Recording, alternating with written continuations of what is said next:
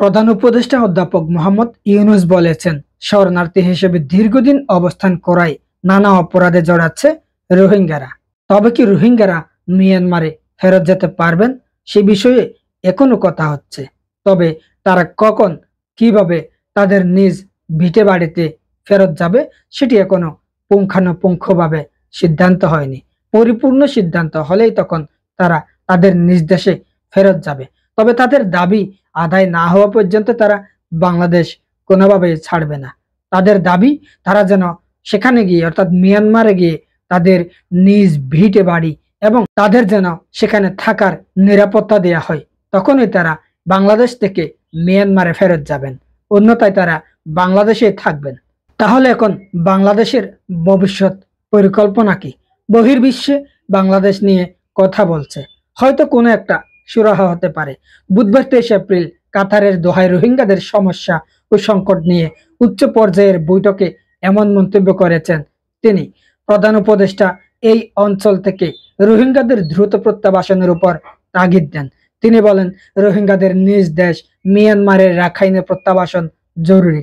এটা করা না হলে এই সংকট পুরো অঞ্চলকে অস্থিতিশীল করে তুলবে বলেও তিনি জানান। এ সময় রোহিঙ্গাদের জন্য মানবিক সহায়তা কমিয়ে দেয়ায় নিজের উদ্বেগের কথা জানান প্রধান উপদেষ্টা। তিনি বলেন, মানবিক সহায়তা কমে যাওয়ায় পরিস্থিতি আরো জটিল হতে পারে। অধ্যাপক ইউনূস জোর দিয়ে বলেন, রোহিঙ্গা সংকটের একমাত্র সমাধান টেকসই প্রত্যাবাসন। যতই প্রত্যাবাসন হোক না কেন, প্রত্যাবাসন আসলেই সঠিক পর্যায়ে হচ্ছে কিনা সেটা নিয়েও এখনো সন্দেহান।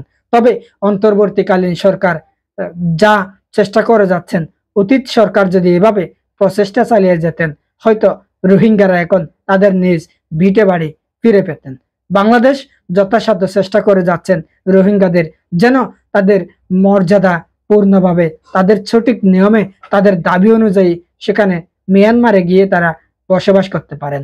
দীর্ঘ সময় এই বাংলাদেশের মাটিতে তারা অবস্থান করছেন, আর বাংলাদেশের মাটিতে অবস্থান করায় তারা এখন বাংলাদেশে বিভিন্নভাবে অপরাধ সংগঠিত হচ্ছে। মিয়ানমারে সন্ত্রাসী গোষ্ঠী রয়েছে অসংখ্য, তার মধ্যে আতাউল্লাহ আবু আম্মর জুনুনি ছিলেন এক নম্বরে। তাকে আটক করার পর একের পর এক রিমান্ড দেয়া হচ্ছে। তবে তার কাছ থেকে এখনো পর্যন্ত কি সমাধান পাচ্ছে বা কোনো সঠিক কোনো উত্তর পাচ্ছে কিনা সেটি আমরা জানি না। তবে তাকে হয়তো রিমান্ডে দিলে, বারবার রিমান্ডে নেওয়া গেলে হয়তো তার স্বীকারোক্তি মতে অনেক কিছু সমাধান হতে পারে। বাংলাদেশে আশ্রিত প্রায় 14 লক্ষ রোহিঙ্গা, 12 লক্ষাধিক রোহিঙ্গা অবস্থান করছে। তাদের মধ্যে অনেক রোহিঙ্গাই এখন বিভিন্নভাবে অপরাধ সংগঠিত হচ্ছে, অপরাধের সাথে জড়িয়ে পড়েছে।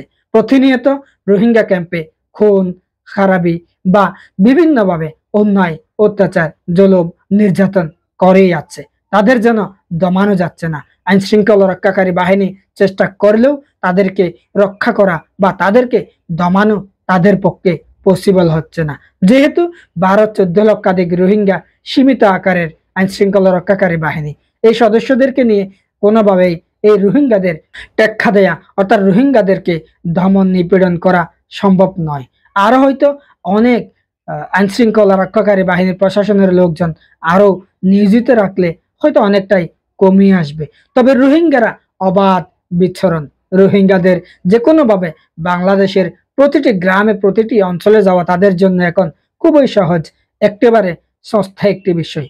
আর বাংলাদেশের নাগরিকদের কোনো একটি জায়গাতে, বিশেষ করে রোহিঙ্গা ক্যাম্পে যেতে গেলেও অনেক বাধা বিপত্তিতে পড়তে হয়, সেটিও আইন শৃঙ্খলা রক্ষাকারী বাহিনী প্রশাসনের নজরদারিতে।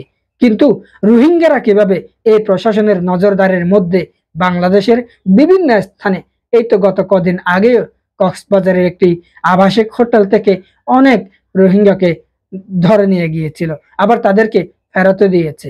এভাবে বিভিন্ন দেশে চলে যাচ্ছে অসংখ্য রোহিঙ্গা।